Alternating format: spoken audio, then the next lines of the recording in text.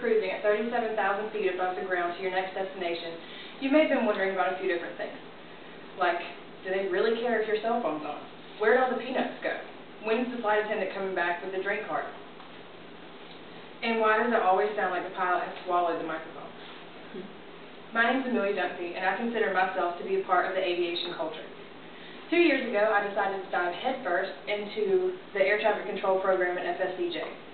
Over the time, I had learned more than I ever imagined about air cargo operations, aviation in general, aircraft,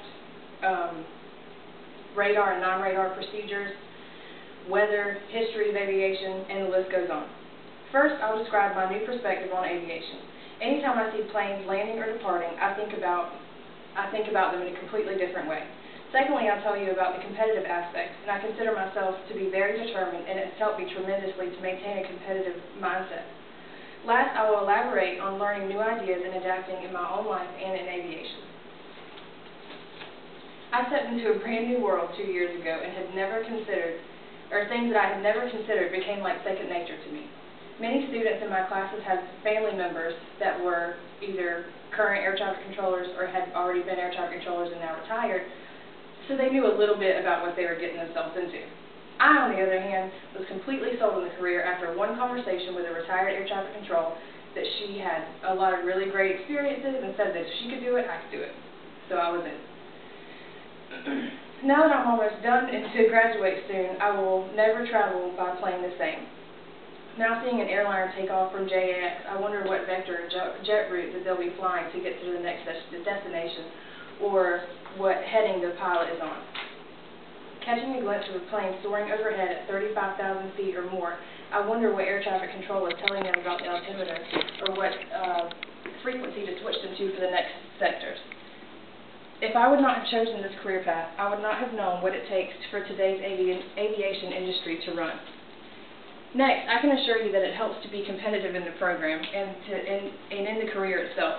The FAA only accepts a certain amount of people to get hired every year. And in those people, the FAA is very picky about the test scores, where you went to school, how you did, what your GPA is, exactly what classes you've taken.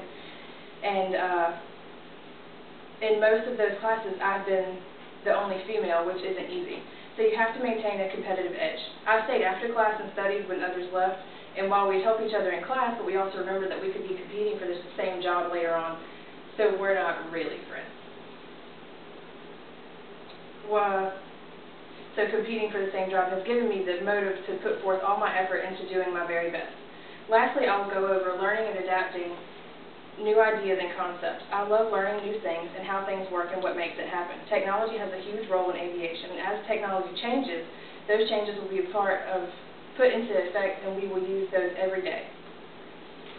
If you love a good challenge and are very determined and work hard for what you want to receive a big payoff, then you also may be interested in the aviation industry as a career.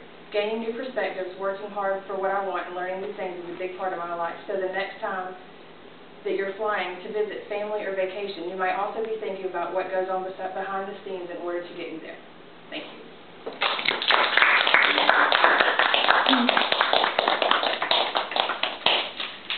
3 minutes, 41 seconds.